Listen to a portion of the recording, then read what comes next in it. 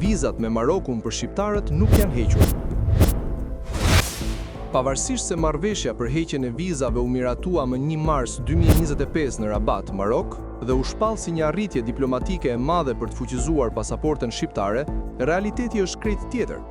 Konsulli i Marokut në Shqipëri konfirmon se qytetarët shqiptar duhet të përmbushin një seri dokumentash për marrjen e vizës dhe të paguajnë një kosto prej rreth 200 euro.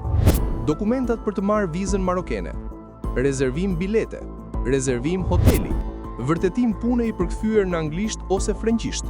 statement banke i 3 muajve të fundit, pasaporta fizike plus fotokopje plus 2 foto pasaporte,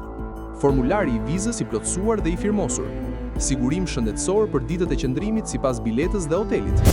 koha e përpunimit 3-4 javë, pagesa DHL plus taks vize 180 euro.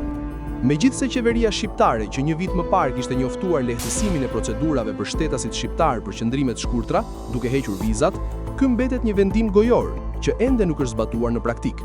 Marrëveshja është nënshkruar nga ish ministri i jashtëm shqiptar Igli Hasani, por ende nuk është konkluduar nga ajo në detyrë Elisa Spiropali, e cila siç duket quan detyrë vetëm hiperbolizimin e Ramës si udhëheqësi respektuar botërisht, duke ja vënë fjalët në gojë Trump.